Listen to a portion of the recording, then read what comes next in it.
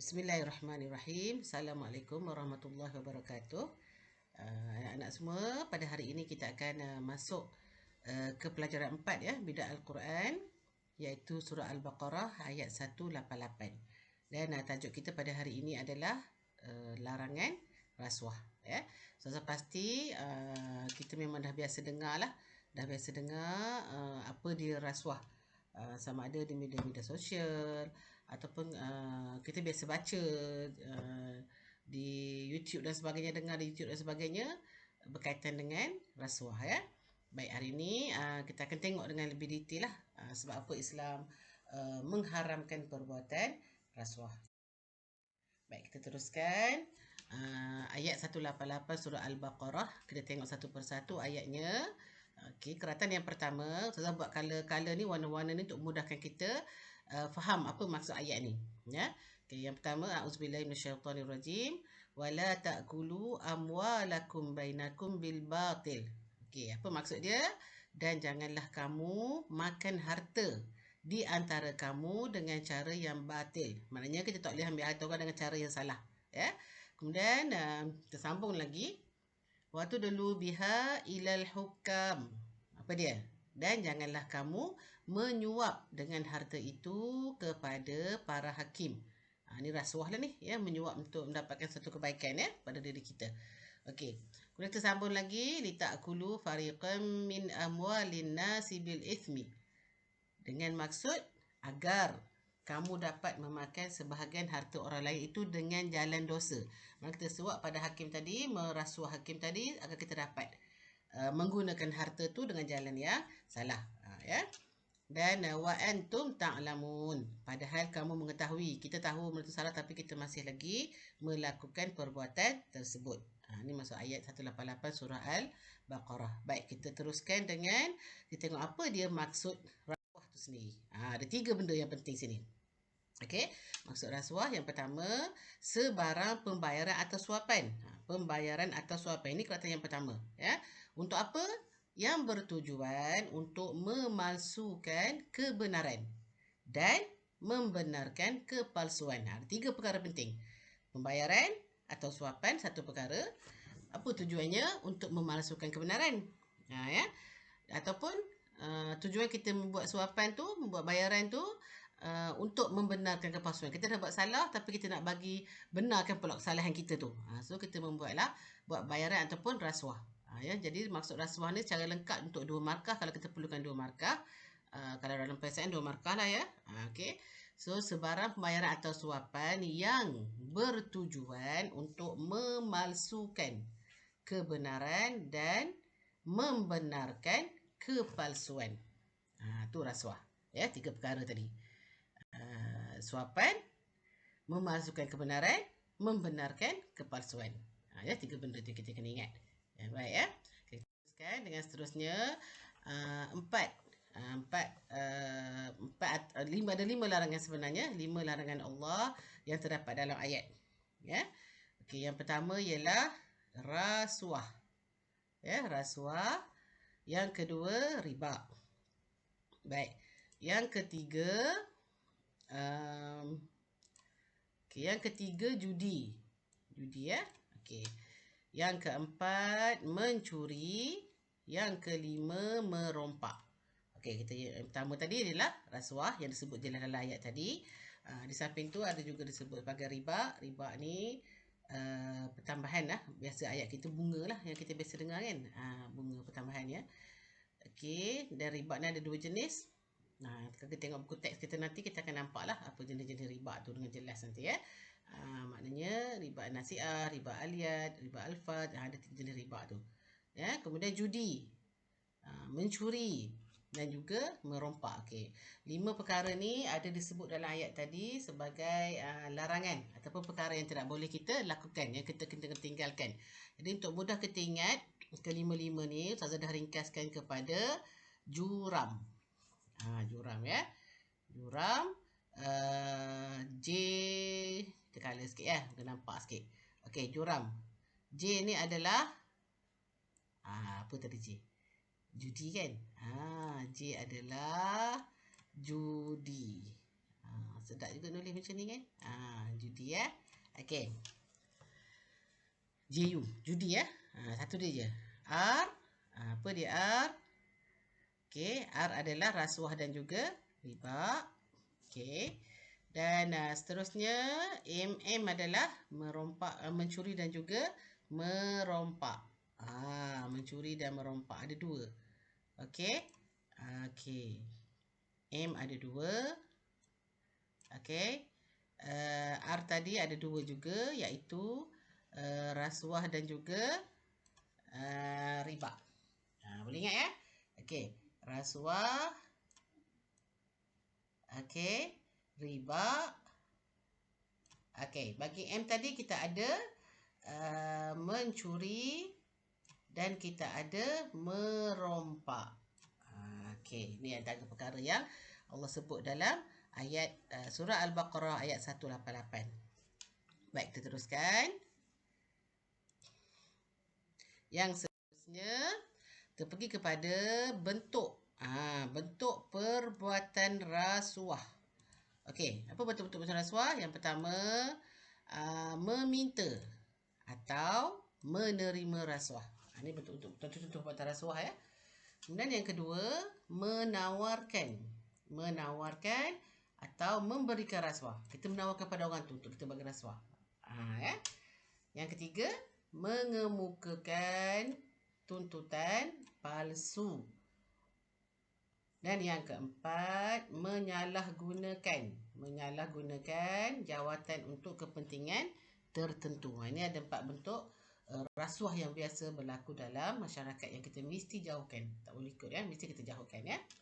Baik, kita teruskan lagi. Apa lagi yang terdapat layak ni? Ialah berkaitan dengan 2 faktor. Apa sebab? Bukan 2 je ni, banyak sebenarnya. Sesuai 2 untuk kita ingat, sekurang-kurangnya 2 ya kita ingat, tapi banyak faktornya. Apa sebab rasuah ni masih berlaku dalam masyarakat walaupun kita tahu rasuah ni adalah perkara yang dilarang oleh Allah.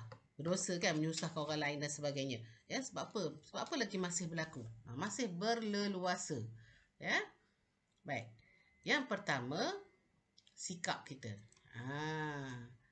Yang pertama, sifat tamak dan tidak bersyukur dengan apa yang ada. Bila kita tak bersyukur, kita nak dapatkan sesuatu yang lain yang bukan hak kita dengan cara memberi rasuah. Ya. Okey, yang kedua, gaya hidup yang mewah. Kita tak mampu, tapi kita nak juga bermewah-mewah macam orang yang mampu. So terpaksalah bayar dengan cara yang tak betul, memberi rasuah untuk mendapatkan sesuatu ya. Okey, baik, yang ketiga, ni yang utamalah. Yang utama yang kita kena ingatlah ni, kurang iman. Bila kita kurang iman, kita tak takut membuat dosa. Itu yang sebenarnya, itu yang utama. Faktor utama rasuah berleluasa dalam masyarakat kita ataupun dalam individu Muslim lah. Mengapa orang Muslim masih lagi buat rasuah, sedangkan kita dah tahu dah rasuah tu adalah perkara yang diharamkan dalam Islam. Iman yang lemah, kurang iman ya. Dan yang keempat, amalan birokrasi dalam sistem pemerintahan banyak sangat, lambat sangat. Semuanya ada step-step yang tertentu yang menyebabkan lambat berlaku. Kalau nak cepat, ada yang beritahu kita kalau nak cepat, buat bayaran ni. Saya akan bagi cepat giliran tu. Saya akan potong barisan lain. Contoh, saya akan ambil dulu borang tuan. Kalau tuan bayar saya RM50 contohnya, saya akan ambil dulu borang tuan untuk proses. Contoh. Ya. Dan kalau kita tak ada iman, tak apalah, sebab nak cepat kan. Kita pun sanggup bayar, sanggup bagi rasuah tadi. Kan? Sebab kita nak cepat kan. Okay. So, sebagai orang Islam, kita kena menjauhi perbuatan rasuah lah. Walau apapun keadaannya, kita tidak boleh membiarkan rasuah tu berlaku dalam masyarakat, ataupun rasuah tu berlaku pada diri kita sendirilah. Ya, kita kena jauhi dia, kena tinggalkan. Tak apa, kita ikut peraturan. Kalau ikut peraturan, insya-Allah rasuah ni boleh kita tinggalkan ya. Baik, kita teruskan lagi dengan kesan. Sebab apa Islam larang sangat rasuah ni? Kesan ya, kesan dia teruk ya. Banyak kesan rasuah ni. Okey. Apa kesannya? Di antara kesan buatan rasuah ni, yang pertama ni kita tengok fokus dia. Fokus dia kepada individu. Nanti kalau kita jumpa soalan, kita kena tengok fokus pada siapa. Kesan rasuah pada individu ke, pada masyarakat ke, pada negara ke? Kita kena tengok. Ya. So ini adalah yang membezakan jawapan kita lah. Kalau kita jawab ikut suka kita je, maka jawapan kita nanti akan salah. Ni pada individu nak orang persoalangan. Kesan perbuatan rasuah kepada individu. Okey. Apa dia yang pertama? Allah Subhanahu Wa Taala dan Rasul melaknat. Dilaknat oleh Allah dan Rasul. Okey, sebab apa? Sebab apa kita laknat? Kerana melanggar larangannya. Okey, kalau soalan terangkan, kena ada isi dan kena ada huraian. Kalau bukan soalan terangkan, soalan jelaskan ataupun soalan huraikan, jawabnya cukup dah. Allah SWT dan Rasulnya melaknat pemberi dan penerima rasuah. Ya, tu kesan pada individu. Yang kedua, okey, menjadikan individu ataupun menjadikan seseorang itu hilang harga diri. Bila buat rasuah, dakwa di mahkamah, kita akan dipandang hina oleh orang lain lah. Hilang maruah kita sebagai seorang Muslim. Bukan saja masyarakat Islam yang pandang hina pada kita, masyarakat bukan Islam juga akan mana hina pada kita dan juga pada agama. Kalau kesan pada agama, maknanya agama Islam akan dipandang hina. Contoh, ya, kalau kesan pada agama, kita tengok pada tajuk ataupun soalan apa yang nak tanya pada kita. Baik. Seterusnya, meningkatkan lagi kes jenayah. Sebab apa? Sebab kita meningkatkan sebab apa? Sebab sifat kita yang mementingkan diri sendiri. Tak kira apa pun. Walaupun kita dah tahu, contohnya kalau kita dah, contoh kita kat sekolah lah, kita pengawas, kita tahu dah kawan kita tu memang buat jahat, mematahkan paip contohnya. Tapi sebab kawan kita kata, okay, kalau tak beritahu cikgu, okay, saya akan bagi awak RM5 contoh. Okay, so kita pun tak apalah, dapat RM5 tak payah beritahu cikgu. Dan lama-lama kes jenayah tu akan terus berleluasa lah. Tu, kalau kita beritahu cikgu tadi, sekurang-kurangnya kes tu dapat kita banteras. Paip tu satu je lah patah, tak adalah banyak-banyak dah. Tapi kalau kita biarkan, kita tahu tu buat, tapi kita tak beritahu cikgu, maka paip tu mungkin akan patah lagi. Esok satu lagi, lusa satu lagi dan seterusnya. Jadi kita akan lebih meningkat. Sebab tu kita kena tinggalkan perbuatan rasuah. Ya. Baik, kita teruskan lagi dengan yang seterusnya. Sebab Islam melarang perbuatan rasuah. Ini secara umum lah ni ya. Okey. Yang pertama, melumpuhkan ekonomi. Okey, yang kedua, menyebabkan pentadbiran negara menjadi lemah. Sebenarnya pihak-pihak yang tak bertanggungjawab menguasai pentadbiran jadikan lemah lah. Berlaku banyak penyalahgunaan kuasa. Salah satu daripada rasuah tadi kan, yang kita jumpa mula-mula tadi, penyalahgunaan kuasa kan. Ya. Kemudian menjejaskan kualiti infrastruktur. Ini macam mana? Contoh bangunan tu kosnya 2 juta, tapi sebab kita tak nak gunakan 2 juta tu, so kita rasuah lah kepada pegawai yang terlibat. Kita bagi sikit ke dia, 10% contoh. So kita akan guna kalau kualiti tu, kalau simen tu 3 beg, contoh ya, untuk buat satu benda 3 beg simen, kita akan guna 1 beg je. Jadi apa hasil dia nanti? Bangunan tu tak teguh, mudah runtuh, dan sebagainya. Ya, itu contoh ya. Kemudian menjejaskan imej negara. Sebab apa? Pelabur asing tidak percaya pada sistem pentadbiran kita. Banyak sangat rasuah. Dia orang nak melabur negara kita pun kena bagi rasuah dulu baru dapat. Baru dapat borang contoh. Dah dapat borang permohonan, kena bagi rasuah dulu. Baru dapat. Jadi akan menyebabkan imej negara kita akan dipandang buruk oleh negara lain. So pelabur pun tak akan masuklah ke negara kita. Bila tak masuk, ekonomi kita akan merosot ataupun akan menurun lah. Yang efek dia bagi ekonomi kita teruk, rakyat lah yang akan teruk. Tak ada kerja dan sebagainya. Ya, barang-barang jadi mahal dan sebagainya. Ya. Baik. Teruskan dengan hikmah. Apakah kebaikannya? Sebab apa Allah melarang ni? Apa hikmah Allah melarang amalan rasuah? Bila perkataan hikmah, kita kena jawab yang positif. Ya, kalau hikmah ni, hikmah ialah kebaikan. Kebaikan. Kebaikan Allah SWT melarang amalan ataupun melarang perbuatan rasuah. Dikasihi oleh Allah dan Rasul. Memanglah kalau kita buat baik, kita menolak orang yang ajak kita buat rasuah, ya, InsyaAllah Allah akan mengasihi kita dan akan memberkati hidup kita. Kita akan susah. Bila kita tinggalkan rasuah, kita akan susah. Allah akan bantu kita untuk lebih senang. Ya. Kalau kita dah tinggalkan apa yang Allah larang. Ya. Kemudian yang kedua, kebaikannya lagi apa? Umat Islam akan dipandang tinggi. Kalau orang bukan Islam, tengok orang Islam. Bagus orang Islam. Tidak mengamalkan rasuah. Tak nak ambil rasuah. Jadi, tak langsung agama kita dipandang tinggi dan mungkin juga dapat menarik orang bukan Islam kepada agama Islam. So, tengok umat Islam baik, Tak memakan rasuah kan, baik. Jadi dia tertariklah untuk agama kita. Itu salah satu daripada cara untuk kita berdakwah ya, secara tak langsung. Ya. Baik, yang ketiga, ekonomi umat Islam akan bertambah maju. Bila tak ada rasuah, kita akan berniaga mengikut cara yang sepatutnya, cara yang dibenarkan dalam Islam. Jadi secara tak langsung perdagangan bertambah majulah. So pekerja yang mana, tak ada rasuah. Jadi pelanggan-pelanggan akan datang dengan senang hati, tak perlu bayar apa-apa wang tambahan untuk mendapatkan suatu perkhidmatan. Jadi secara tak langsung ekonomi umat Islam akan bertambah maju. Ini antara kebaikan Allah SWT melarang kita mengamalkan perbuatan rasuah. Ya, rasuah ni boleh berlaku di banyak peringkat. Kita sekolah, kawan-kawan, tempat kerja dan sebagainya, banyak peringkat. Tapi yang lebih penting tadi, yang kita tengok tadi, yang paling penting adalah keimanan lah. Bila keimanan kita kuat, kita yakin Allah sentiasa melihat apa yang kita buat, insya-Allah. InsyaAllah kita tak akan melakukan perbuatan rasuah ya. Okey. Dan kita tengok apa pengajaran daripada ayat ni. Semua ayat ni ada pengajaran. Sebab apa Allah turunkan ayat tu mesti ada pengajaran untuk kita. Apa antara pengajaran yang boleh kita ambil. Kita nak terangkan pengajaran ni, kita bila pengajaran ayat atau pengajaran hadis mesti diambil daripada isi kandungan ayat. Jangan pergi jauh-jauh, nanti salah nanti kalau dalam periksa lah. Ya. Dalam periksa caranya kita tengok apa dia yang diterangkan di bawah ayat. Ayat di atas menerangkan tentang keburukan rasuah. Contoh kita baca kat bawah ayat tu dia akan tulis keterangan. Ayat di atas menerangkan tentang keburukan rasuah. So kita boleh buat pengajarannya, kita hendaklah menjauhkan diri daripada memberikan rasuah. Ini adalah isi baru. Pengajaran mesti ada isi dan huraian. Ya. Okey, supaya kita tidak menzalimi diri dan masyarakat. Okey, isi dan huraian ni kita kena ada kabus. Apa dia kabus? Tak usah terangkan ya. Untuk memastikan pengajaran kita betul. Okey, kalau untuk periksa lah.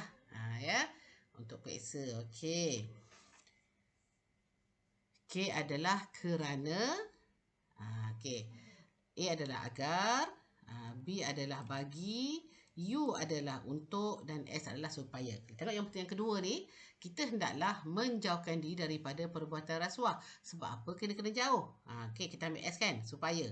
Nampak ni? Supaya kita tidak menzalimi diri dan masyarakat. Itu keterangan dia. Dapat 2 markah dah yang tu. Ni kalau dapat 2 gini, 2 markah dah ni.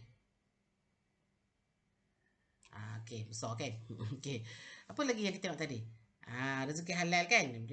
Bila rasuah rezeki kita halal. So kita buat pengajaran kita daripada rezeki halal. Perkataan rezeki yang halal. Okey, macam mana kita nak buat? Kita hendaklah mencari rezeki yang halal. Agar R, A kan? Agar kan A, kabus tadi. Agar tidak menyalahi syariat Islam. Keterangan ni ataupun huraian ni apa-apa pun kita boleh buatlah yang sesuai. Ya, agar mendapat keberkatan daripada Allah pun boleh juga. Mana-mana sesuai lah kita boleh buat sambungan dia ya. Tapi isi tu kita pastikan ada terkandung dalam ayat kita. Okay, tengok yang ketiga pula pengajaran kita. Yang ketiga, kita hendaklah mengelakkan diri daripada melakukan sumpah palsu. Sumpah palsu tadi salah satu daripada cara memberi rasuah kan. Cara rasuah tadi salah satu adalah melakukan sumpah palsu. So kita boleh guna perkataan sumpah palsu ni untuk jadikan sebagai pengajaran.